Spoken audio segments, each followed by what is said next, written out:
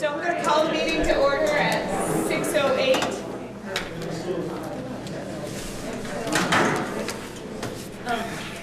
Would one of the executive committee members like to keep me on track of time? I would be happy to do so.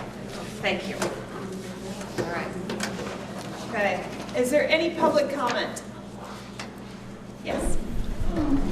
In looking in the minutes from the last meeting, October 25th, on page 2, it says, Andy Letourneau mentioned that carousel format will not work when discussing the budgets as you are not able to attend your local meeting and the Mount Aid meeting.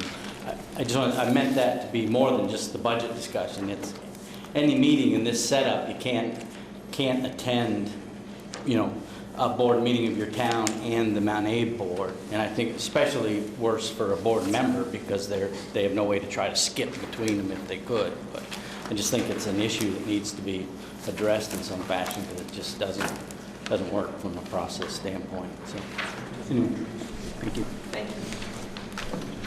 Anyone else? All right.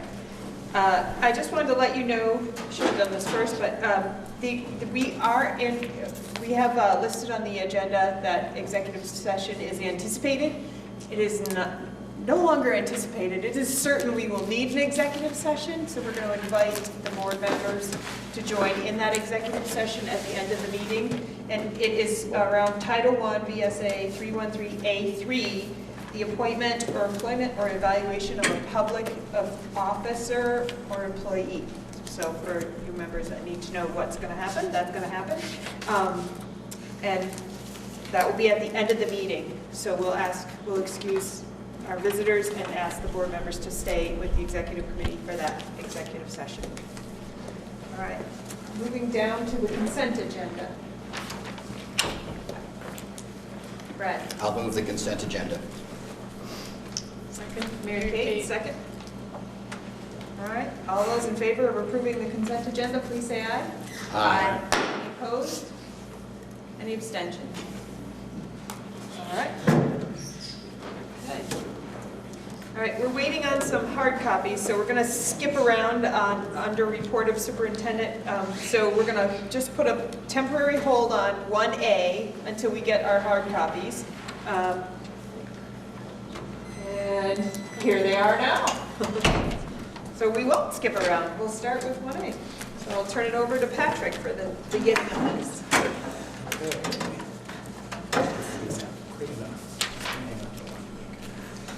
So the relative to the vision statement for ANESU, small working group of, I think, 5 folks. Mary Kate, Allison Sturdivant, who's right here, Ed McGuire, Don Griswold, and Nancy Cornell have met along with Katrina and I. And one of our meetings also had our strategic plan consultant with us as well. So we've been meeting and we've discussed the ends, we've discussed the preamble to the ends, which we've sort of modified a bit as our mission statement, and we've also sought a great deal of community input. We put some surveys out to collect input from the community around language that we could use as we build the vision statement. And we use that information to produce a few vision statements for people to give us some feedback on, to see which of the vision statements were most popular with the community and the students, and the faculty and staff as well. And we've used that information to determine which one of the vision statements that we'd like to propose to you. And we also have the mission statement to propose. So the proposal from this work group to the executive committee is that the ends language stay as it is now. That might be something, that might be work to do in the future, but as it stands right now, it's not limiting to the work that we're looking to do in strategic planning, so that should remain as it is. We have a mission statement. I don't know, are there some of these circulating through the audience? Okay. Let me read what the mission statement is, and then I'll read the vision statement. So the proposed mission statement, and essentially all of this language comes from either the preamble to the ends or language that's embedded within the ends itself. So the mission statement would read, our school system educates the children of our five-town community to become lifelong learners, their personal best, and responsible and informed citizens of their local and global community. And the vision statement that we're recommending is shaping our future together. And that was based on the information that we collected from the community and students and faculty and staff. Rebecca? I'm curious, just with our community response, what type of community response do we get? And can you talk a little bit about which words specifically were some of the key ones that came back from the community within the vision statement? Sure. So, and Katrina, you may still have, if you're in the room, have some of the particulars. But the response was, we had about 250 or more responses. So here we go. 265 responses to this last round. I think it was actually a little higher the first time when we put it out there and we asked for, just give us some words or phrases that would be important as we're building this. So I think we had actually a little over 300 people the first time. The second time around it was 265 people. And there was essentially a tie between two of the vision statements that we put out. The tie was between the 5 towns, 6 schools, 1 future, and shaping our future together. They were within 1 or 2 votes of one another, so we considered that sort of a tie. As we thought about the intent of a vision statement being sort of our North Star and guiding language for the work we do with students, we decided that shaping our future together was it offered sort of the clarity of a North Star a little more so than 5 towns, 6 schools, 1 future. And so that was essentially what leaned us toward selecting shaping our future together.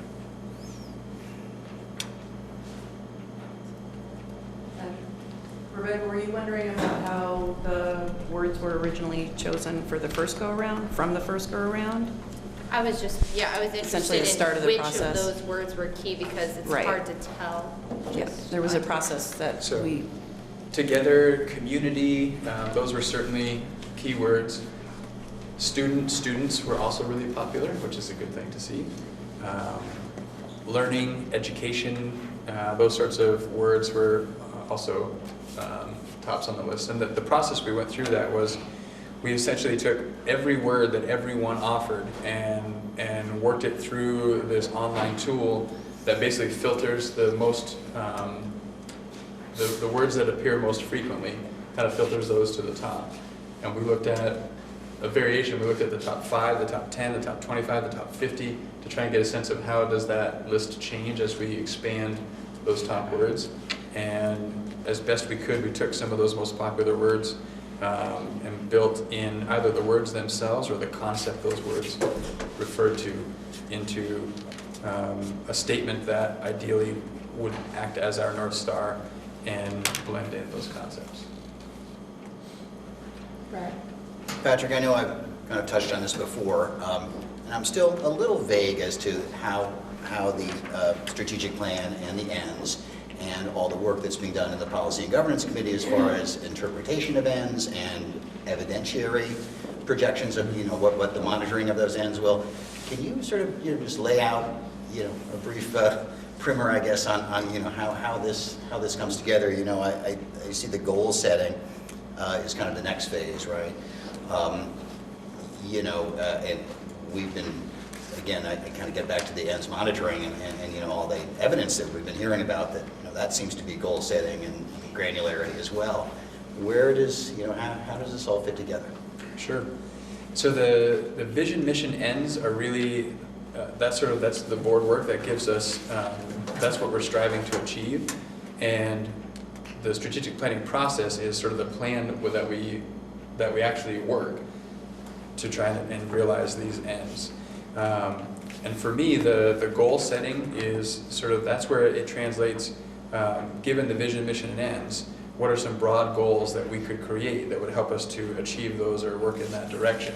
Those goals then essentially create the formation of these strategic plan work groups that then create some very clear objectives to work toward those goals and some action steps complete with metrics to measure their progress toward those goals, those objectives and those goals, all pointing towards that vision, mission, and ends. If you visualize it as a pyramid with the ends still be on top, would this be under the ends? To me, the vision statement is on top and the mission statement, and I think, so that sort of, in terms of granularity, the vision statement is least granular, and if we think about it from the board work perspective, vision statement's least granular, mission statement's a little more granular, and then the ends are much more granular than the mission statement. So I sort of see it flowing that way. And then it sort of does continue, it's almost boy, in a way, it's like sort of the iceberg effect. So the vision, mission, ends, that's what you see on top of the iceberg. Then there's everything that's underneath that, which is all the work that happens to realize those vision, mission, ends. And that's where the strategic planning work comes into play. No, thank you. I think we do need to keep in mind, are the ends sufficiently aligned with what's, there seem to be some disconnects. Mary Kay? Yeah, there was some discussion of that, and I think that's a big project to look at redoing the ends, and there's a need to move forward with the things underneath in terms of the strategic plan. There was also the piece where we're going to become, the consolidation vote passed, and so the question is whether that's better for the new board, because if each of us engage in that and then the new board decides that's not the direction they want to go, it's a lot of time you spent for something that's not going to be useful. I would agree.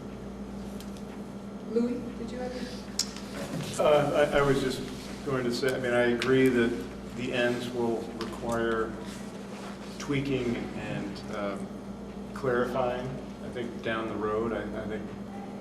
I don't see us changing our ends dramatically, but I think they could be sort of condensed and made more clear.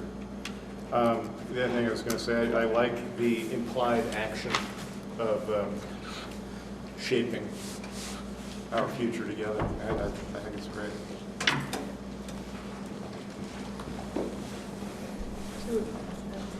The executive committee has no further comment. I'm just going to check. Do any other board members have comments about what they're seeing?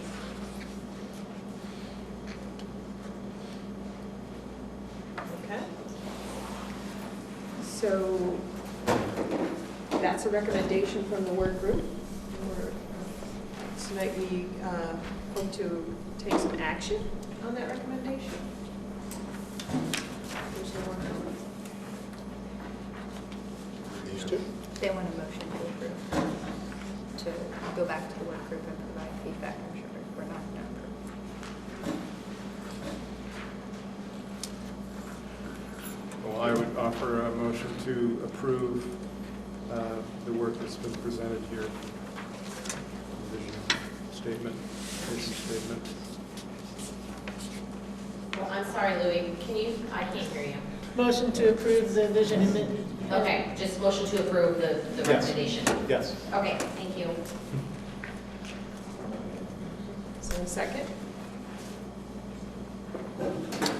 Second. Any further discussion?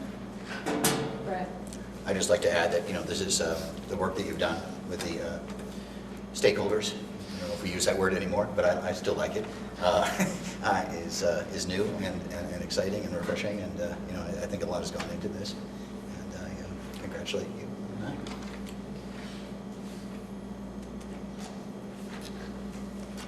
Nancy? Can I just ask everyone up there to speak up? We're some distance from you, and it's very hard to hear you. Thanks. Why are you so far away? I don't know. Closer. All right, any further discussion? All those in favor of approving the recommendation of the Vision Work Group and the work presented, please say aye.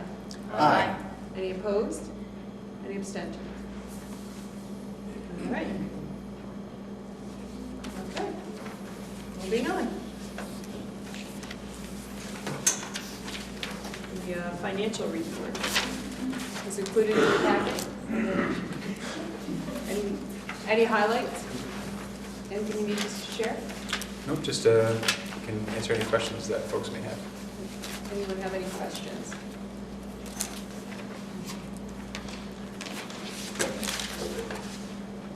Hold on. Mary Kate? I just had a question on the adjustment of prior year expenditures. I see that's added in as revenue year-to-date, projected and remaining, but wasn't budgeted, and I'm wondering. Those are items that we come up with after the fact, and they're added into the financial statement for this year. So items that after the budget's adopted, maybe you can, After everything is pretty much sent to the auditors, we may find some items that should have been in last year that are in this year instead, and we put them isolated into that line.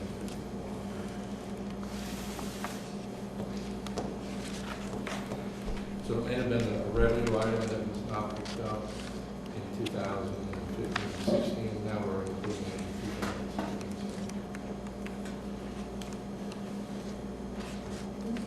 and then, could you explain again the fund transfers on the Title I flow through and the other Title IIA?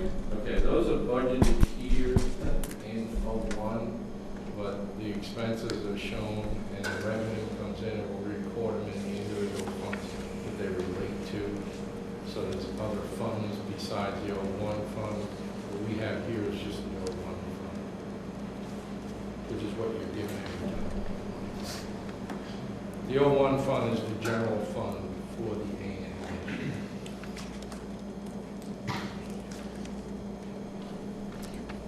And does that revenue run to the individual schools, or? No, this revenue, it all runs through the SU. But it doesn't come in until later? All this remaining revenue, Howard. It doesn't come in until later, some of it,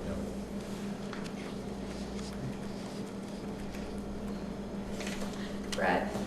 The audit, I guess, I saw some note that that's imminent. It is, we're supposed to get a rough draft by the end of next week, so we hope to have that.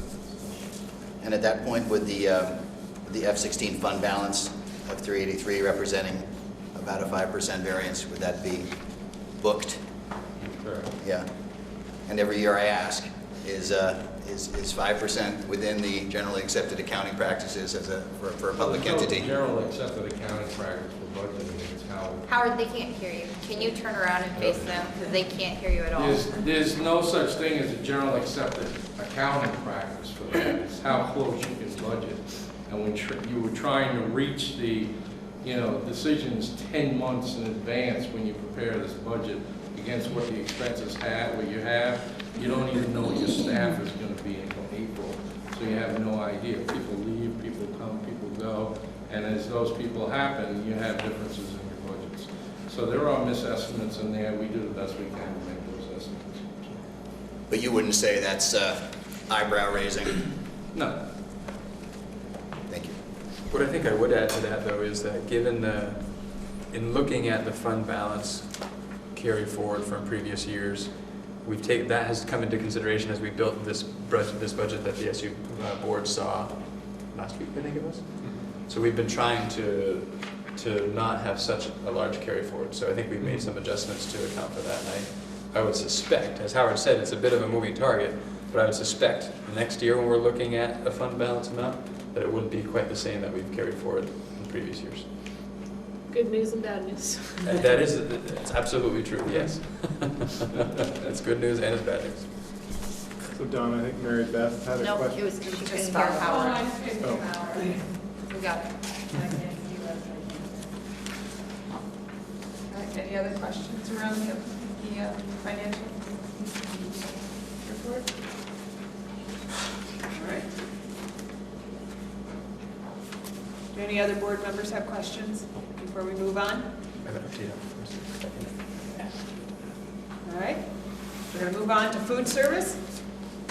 Patrick has an update to add to the information that was in the packet. Yeah, just to make the board aware, some exciting things potentially down the road should this board decide it wants to go there, and we're kind of exploring whether or not it's even feasible at this point. Addison Northwest is currently looking at a new food service model. They're looking to get away from the sort of contracted services that a lot of people have been using, and want it to look more like our model. So right now, Addison Northwest and Addison Northeast are working together to try and see what might benefits be in sort of joining in a food service co-op across the two SUs with a single sort of management structure overseeing both SUs, and seeing what kind of efficiencies might be realized, what kinds of volume purchasing benefits there might be, etc. So we've sort of met in concept to see if that seems like something we might pursue. It looks like it's worth pursuing. So now the next step is to get business managers together. So far the superintendent for Addison Northwest, Joanne Canning, and I, along with Kathy, have met, kind of talked it through just conceptually. Is there a possibility here? It sounds like maybe there is. They've talked with their business manager. We've talked with Howard to see that sort of next step. Are we really thinking this could be a possibility? They're all at least at the point of thinking it's worth exploring. And so the next step is to get everybody sitting together at the table, talking it through in a little bit more detail before coming to the board to say, yeah, we think it could work, and here are some of the benefits we anticipate, and then looking for some final action at some point. And it would be probably something that would start at the earliest in July 1 of 2017. So we'd be looking at this beginning next fiscal year. I just wanted to keep you abreast of that. I think part of what's also really exciting for me on this, the food service piece is exciting, but I also wonder what other doors might this open in terms of working more closely with our neighboring SUs and partnering in different ways. So we'll see where it goes from here. Brad? On the food service balance sheet, Howard, a deferred revenue is prepaid sales. Is that different than the line beneath it, which also says prepaid student? No, deferred revenue is the amount that we haven't basically recorded in revenue yet, because we haven't basically shown it as earned revenue. Basically, we pay ourselves $195,000 from the assessment. Yep. And what we do is we record, can everybody hear me? We record that pro rata over time. So we do it monthly. So the $195,000 comes in pro rata per month, and we still have $148,000 to get to remove from the liabilities and to put into revenue. Perfect. Any other questions? Board members have any other questions around food service? All right, gonna keep moving along. Update on the strategic planning was included in the packet. Any questions? Board members have any questions? All right. The next item is the career change incentive, and I'm going to ask that we table that till after the executive session. And if there's any action to be taken, it'd be taken after executive session. Moving now down to the report of the board, board management delegation, the discussion around C3.4, monitoring superintendent's performance. The Policy and Governance Committee presents the interpretation of the policy and the metrics for feedback. Some boards may have already given feedback. There was some confusion. We're not sure that everybody is on the same, in the same spot. So, and I know the executive committee has not taken any action on it. They've seen it, but and some of the feedbacks come through back to the Policy and Governance Committee to make the changes. So this is just so we can finalize the details. Are there any questions around the interpretations?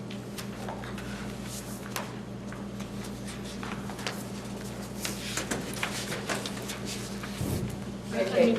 I think also any feedback that this board has. Right. This is a board policy, so each board will give feedback in terms of their local board, but we operate as well as a board, and so any feedback in terms of the framework will then go back, that this board has, the executive committee has, will then get taken back to the policy and governance committee. Yeah, sorry about that.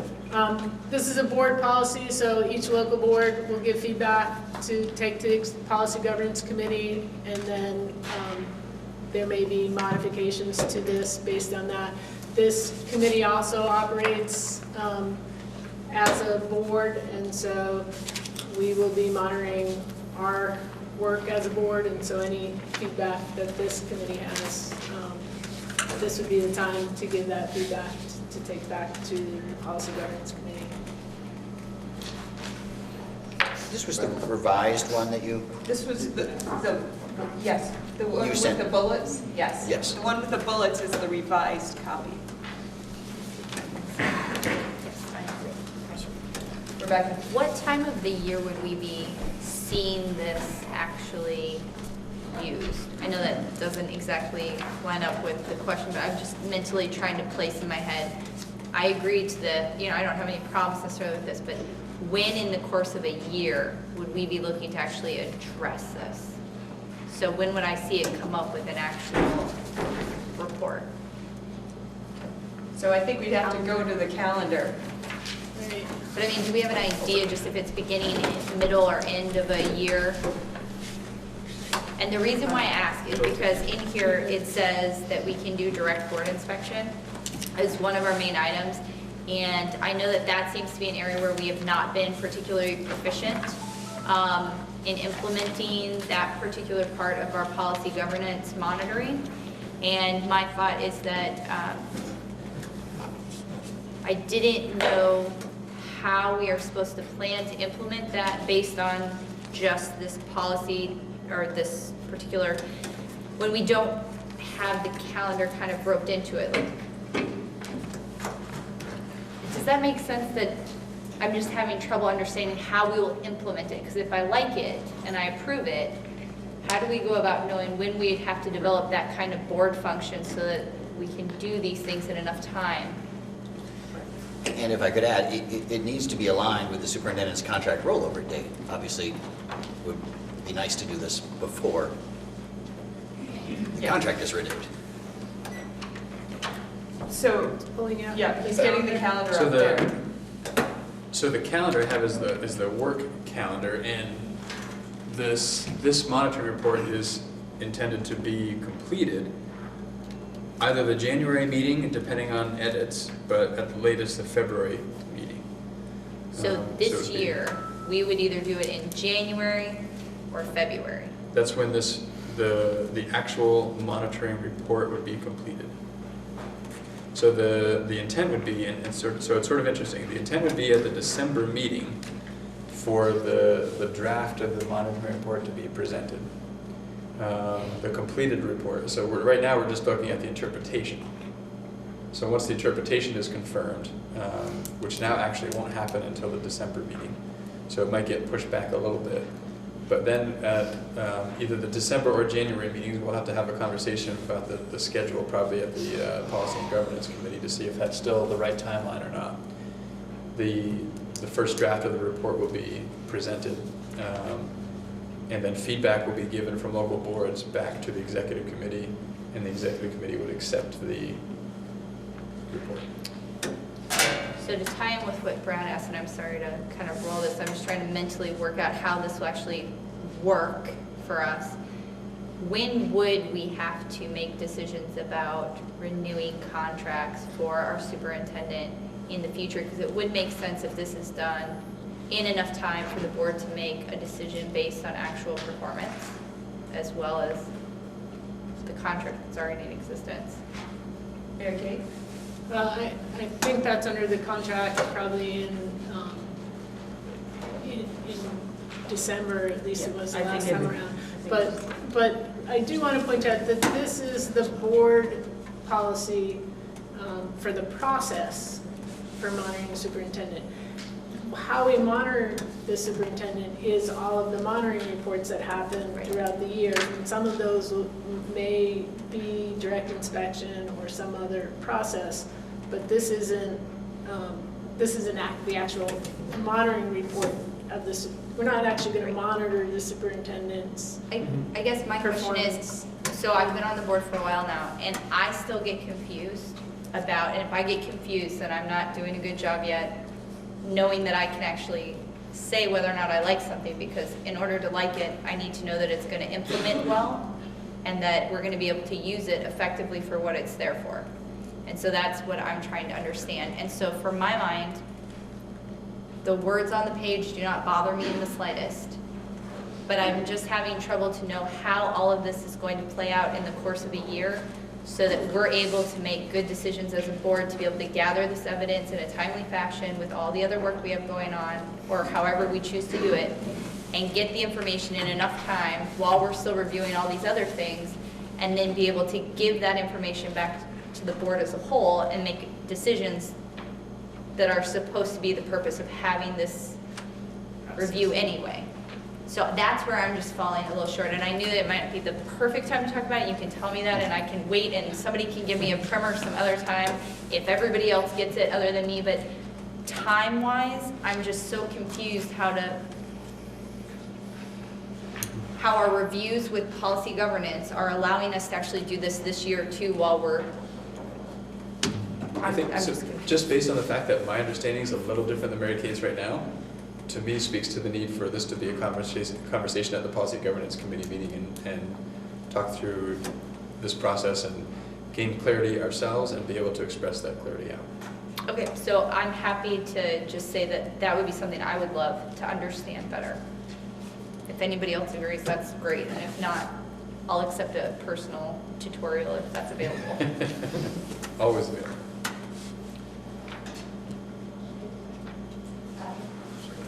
Sandy? Sure. So, Rebecca, I'm trying to, being on the Policy Governance Committee and trying to look at all the various attachments that we look at to try to keep track of when things are supposed to be happening. I'm pretty sure at some point everyone received the all-board work plan, 2016, 2017, the one that's got like all color-coded. I think I This remember one? seeing that, yep. Yeah, so it's a long spreadsheet that you can scroll with different color and color coding.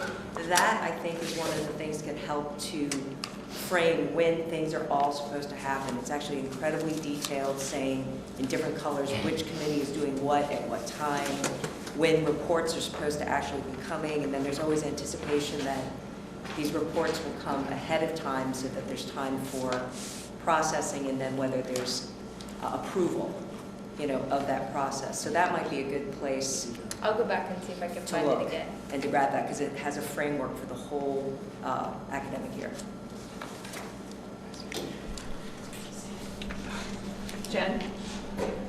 So I have a question, and I'm not sure if it's about the interpretation or the policy or perhaps the report that we'll eventually write about those things. But so it goes with this policy. So last year we had a lot of difficulty in how we as boards were monitoring our superintendent. And there were issues that came up that I don't feel like were really addressed well in the way that we were conducting our monitoring, or were uncovered well.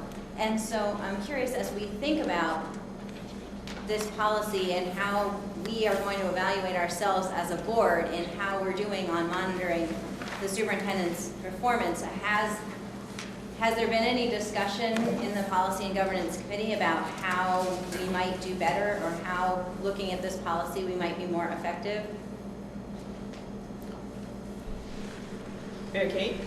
I think one piece is board training on policy governance, and at least the policy and governance people have gotten board training, and hopefully other people will attend board training.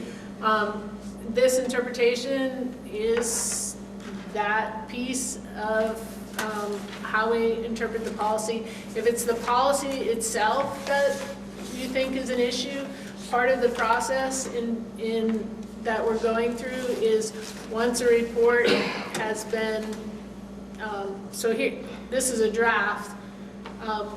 looking for feedback. After the feedback comes back and the final report's been done, then part of the review and acceptance or non-acceptance of that report will also include, does the policy need to be changed? And so there's an opportunity to look at, are there issues with the policy itself?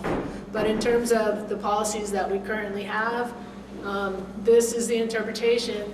And if you think that it should be interpreted differently, or if you have suggestions on evidence for any of this, this is the time to provide that, either this board here now or the local boards and the local board meetings. So, yeah, so after this review here and feedback, then the Policy Governance Committee is going to take that and then finalize the interpretation and any evidence suggestions.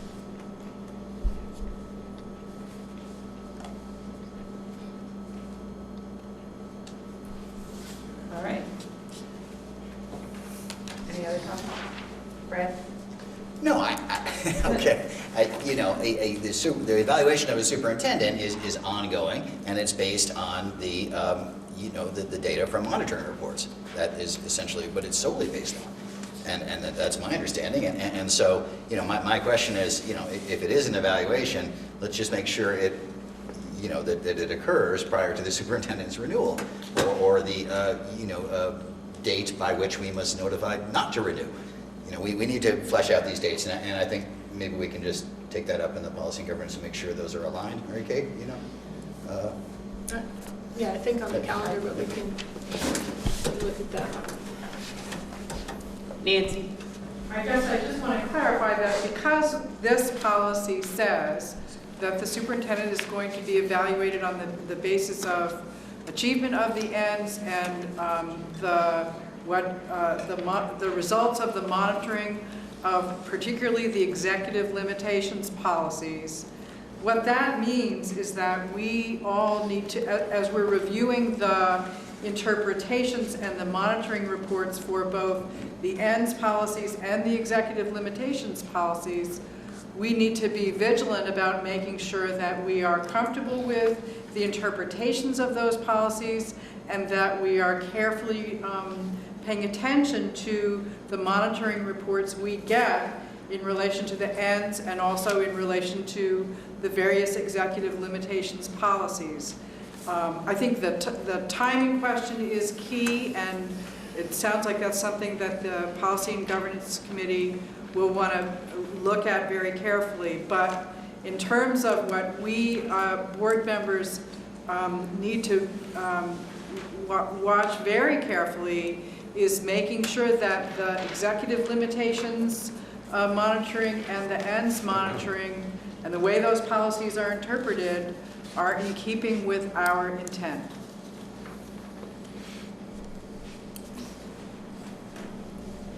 All right. So local, Benita? I was just going to say that I think that the timing of an evaluation, although what Brad said is correct, which is it's ongoing compilation, if you will, of the monitoring reports, I believe that that is dictated by the contract that has been signed through the supervisory union and the superintendent. So I think that there is a hard deadline on if there is a problem or any kind of an adjustment that needs to happen, that it has to happen within the confines of the contract. I haven't seen the most recent contract, but that in the past has been the situation. And I can just add from the all board work plan that Sandy Lee referred to earlier, it states that, and this is sort of an interesting year with the new superintendent, we're trying to get these interpretations kind of figured out, and therefore the monitoring reports. The all boards work plan has the review, so the superintendent's evaluation scheduled for this meeting.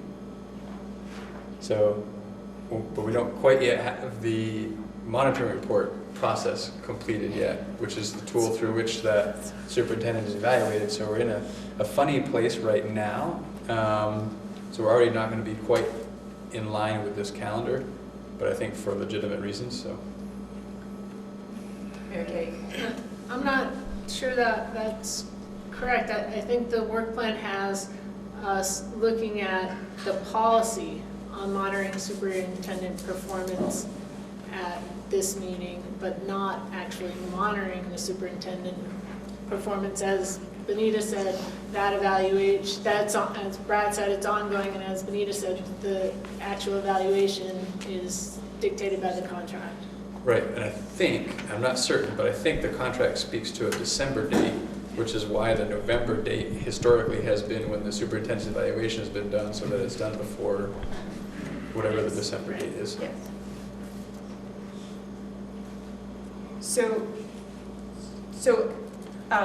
Local boards, when you have this discussion or you look at it with your local boards, if you have feedback, you can send it back through your policy and governance committee representative. They'll bring it back to the policy and governance, and then it'll be tweaked and then change, if needed there. So the same thing will happen for the next discussion item, which is 4.4. Same thing, if you have some feedback you want to give it through your policy and governance. Your executive committee members work as well, but give that feedback so that it can get back to the policy and governance committee. Okay, if there's no other questions on this, we'll move down to item number 2, governance process, and another discussion, C4.4, school board chair's role. Again, this is a presentation of the interpretations of the policy and the metrics for feedback. So if you have any questions or any information you need to have a discussion, now's the time to ask the questions. Any executive committee members with questions? I would just note with 4.4, I think that's the one that most of the boards have already looked at and given feedback and comment to. It just wasn't part of the executive committee's agenda. So you can check your individual board to see if that's already been done. And if not, go ahead and give the feedback. Okay. Any feedback here from the executive committee? Benita.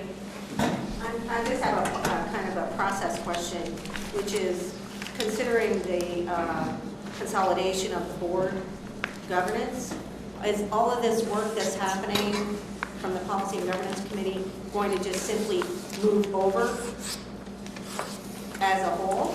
Or is this process going to have to get redone with the new board?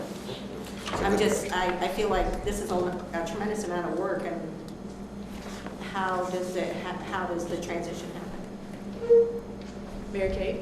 Yeah, I think once that board's constituted, there'll need to be a discussion to see what that board wants to do. And depending on, 1, if they want to use policy governance, 2, if they want to create their own interpretations or want us to continue with this work, will help us inform how this work moves forward or doesn't.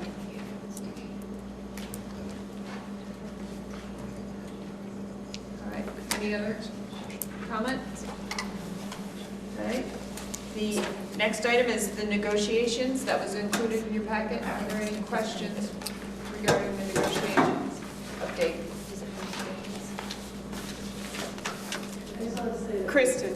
we had to cancel our first meeting. It says on there we're supposed to meet last night, but due to the weather, the mediators couldn't come up from Albany. So we rescheduled the first negotiation meeting at Bristol Elementary School at 6:30 p.m. December 13th. So we haven't met yet due to weather, and hopefully it doesn't happen again. So thank you. Jen. Were there any handouts that were provided at the healthcare informational meeting that could be shared with people who weren't able to attend? I know Kristen picked up a bunch, so I would check with Kristen. I don't know how many she has left because there were members of the bargaining council who were not in attendance, so I would check with Kristen. Or email, electronic? There is a copy online. There is a copy online. I could send the email out. That'd probably be easier. And I'm pretty sure it talks about all the floor plans that are available in detail. So I can send it out. I'm pretty sure an email went out to all faculty and staff as well, with a link to that same information on the VSBIT website, or the VHI website.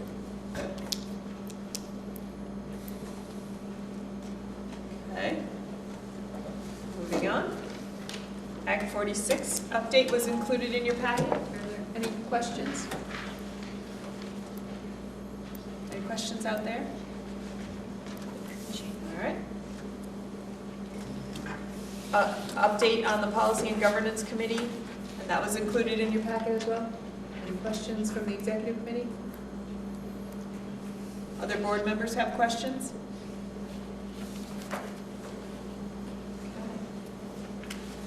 All right, that moves us down to the board self-evaluation, and that was enclosed in your packet.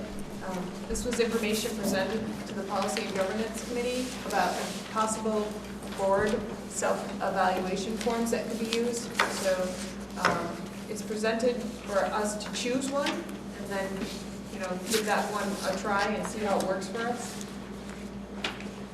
Everybody had a chance to look through them.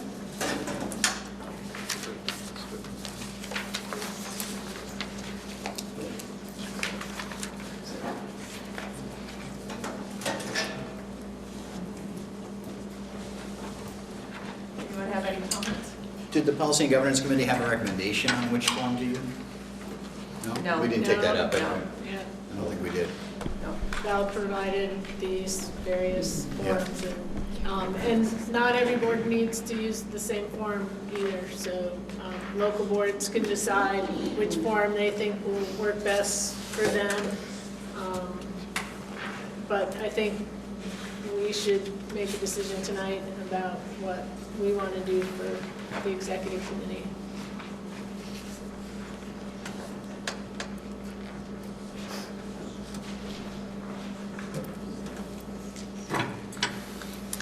I liked 1A. You liked 1A? To start with. I felt like it was easy to understand. I felt like it was easy to fill out in a timely fashion, and that it would give some good general feedback while we're developing how we might want to tweak it in the future. And it seems, from my experience of how feedback goes when we've done these in the past, in line with the level of feedback normally that we're willing to get anyway on a given board meeting. Did anyone else have a preference? That was the yes, no, that was the. This one right here, nothing high, in- low, yes, no. Nothing in between, And then the comments. right? Yes. I remember from the policy governance meeting we last had that Val Gardner had indicated what Mary Kay just said, that each individual board would decide what made sense for monitoring its own governance process under there's 4 self-governance process or whatever you call it. And then my question is the executive committee, do they do their own set of reports separate from the boards that they're part of? I put that out there because it's the first time I thought about it.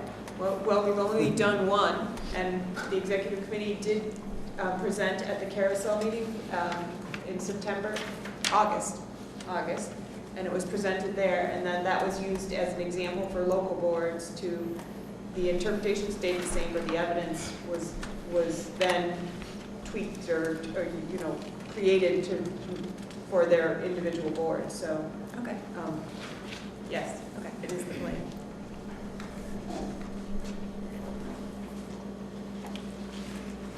Jen? So did we receive a recommendation from Val that we should not use the one that we have been using? Is that one not sufficient? That we need to look at another one? Because I remember there was a lot of work that was done to create the one that we have been using. Mary Kate?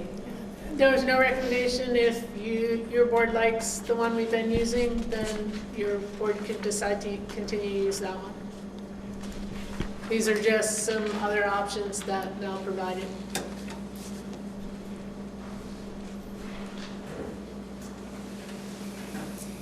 So as far as the executive committee, Rebecca's expressed interest in 1A. Does anyone else have any other? Well, it has the virtue of being simple and relatively direct. Option Most 2 might direct. be even more simple. Well, that's, Yeah. yeah. I know we're kind of disjointed comment section on that one, but. Did you see we're supposed to assign an individual member to observe in 1A? 1A, Yeah, you're right. so it says you assign the individual board member to observe and complete an assessment of the meeting. Interesting. So depending on who you assign, you could get some really different feedback.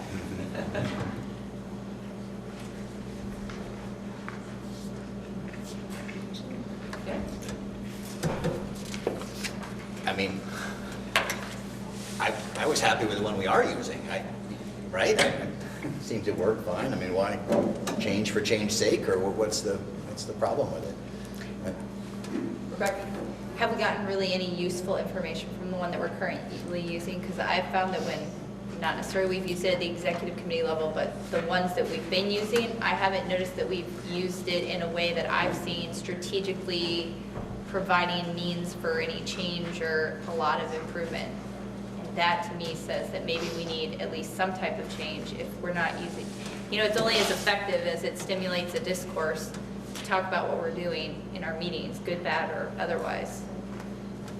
So I used that form as one piece of information when I was writing that first monitoring report. And it was sometimes difficult to use it as information because it was like it needed a comment period. If somebody felt that something rarely happened, it would have been more useful to me to know an example of why it rarely happened. Or, if it always happened, it was more helpful if somebody, and there were a couple times somebody would scribble in an example, and that was more helpful than just the check mark and the rarely. So that's good to know. As I did that. Mary Kate? Yeah, and I would say, the purpose of these forms is for the discourse and us to monitor ourselves, but it's really the chair then, or whoever's assigned to write that monitoring report, to have information available to put together for these forms to help with that. And so, I think, Don, your thoughts, because you wrote that first monitoring reports on, what's helpful and what do you need. And I think that's going to be true for every board. What's going to be helpful to whoever's writing the monitoring report to have information so that we can then have that and then talk about it when we do the monitoring report. And, Don, do you think it would be better if we kept the monitoring report that we have and said, if you are at either end of the spectrum, you put a comment as to why? I think the comments would be more helpful.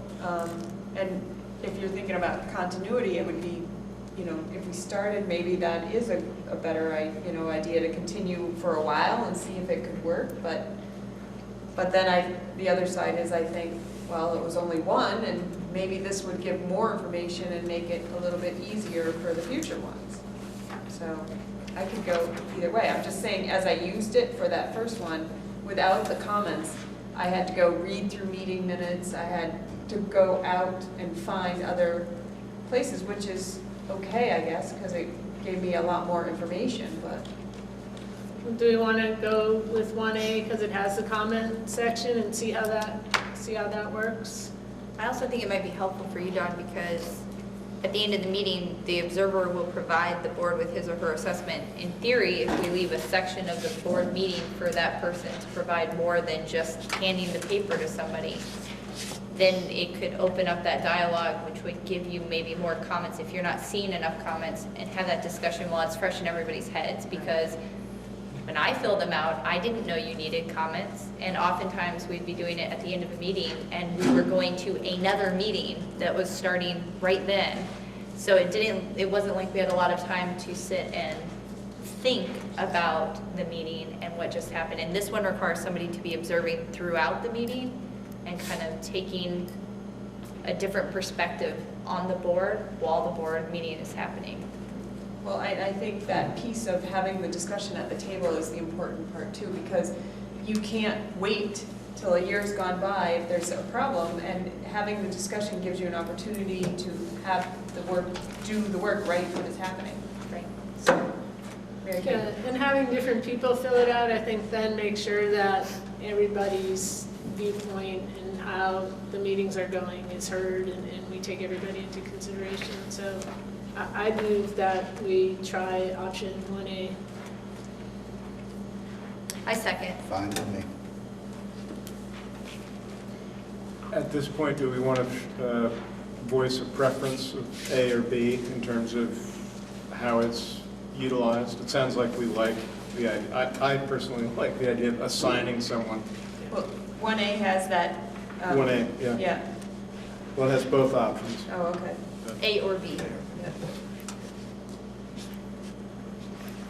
Well, I think that we're a smaller board, so I think we might find that, and all of us sitting and completing it and having that conversation might work okay, but the Mount Abraham board doing that might take a little longer, so maybe a bigger board might, delegate it to one person or two people and have them. Yeah, I think in both cases, having one person with the responsibility of a piece of paper, there could be a discussion, but just for going back to simplicity's sake, one person's maybe slightly preoccupied with this, the rest of the board can focus on the discussion at hand. I think that would be preferable. Mary Kay? Yeah, I like that, and I amend my motion to try option 1A with the B where the filling out of the form is assigned to one person. Forget who seconded. I did. I would still second. That's You would fine. still second? Yep. All right. Still So it's just to accept the format 1A for board monitoring? B, 1A, sub B. 1A section. 1A and then dash B. Maybe. 1A option B. Allison, did you have a question? So I'm on the Hannaford board as the Mount Abe rep, and they do board monitoring at the end of every board meeting, and they designate at the beginning of the board meeting who will do that. So that person presents, they have a section of time that they're allowed to present back to the board how things went, and that's how they do it. So there's immediate feedback at the end of the meeting, because I was going to ask, so are we supposed to fill these out after every board meeting? And then when do we discuss them? Because other than the September or August one from you, and then we got one from Elin for Bristol, I've never seen compilations of board monitoring reports before. Right. Granted, I've only been doing this for a couple of years, but. This is that was our first board monitoring Okay. report. So the time would have to be, there used to be time built in the agenda for the board self-assessment, but it was just, the paper was handed in. So now it's going to be more of a discussion that would be added at the end of the board. And it's very helpful for the Hannaford board to hear from one person who's been focusing on that, and then if there's necessary discussion, they can do that. But it's immediate feedback from what you've just been doing, as opposed to year end or even possibly to the next meeting. Yes. All right. Okay. No more questions out there? All right, all those in favor of approving the board self-evaluation option 1A-B as the tool to be used, please say aye. Aye. Any opposed? Any abstentions? All right, so we're at the point in the agenda where we're going to need our executive session. So our guests, we have locations. So if you're attending a local board meeting, oh, okay, all right, change plan. So we are going to. You can go to the library right now, and we'll let you know when we're done with the executive session. The public can move to the library, and board members will stay. And we're going to invite Patrick, and would you like to stay? And Howard? And board members to stay. Okay? All right. Do you want to make a motion? Yeah, we are. I'm just making sure I got everybody. All right, so I need a motion to go into executive session. Title I, VSA 313A3, the appointment or employment or evaluation of a public officer, employee. So moved. Second. All right. At 7:08. All right, all those in favor of going into executive session, please say aye. Aye. Any opposed? Any abstentions? All right. Stand here.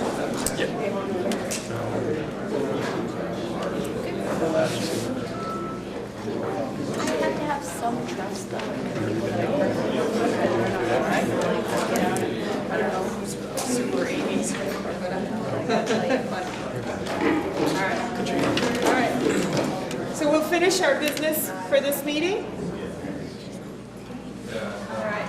The next item is action around the career change incentive.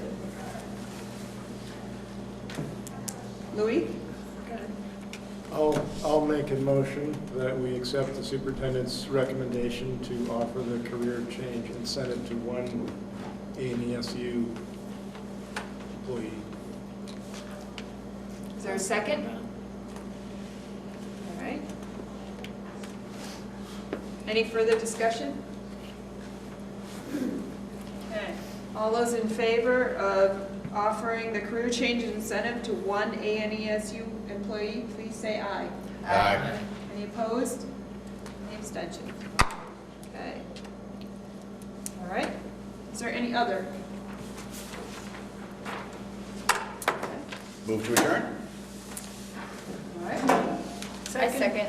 Good job, Mary Beth. All right. All those in favor of adjourning, please say aye. Either one's fine. Aye. Any opposed? Any abstentions?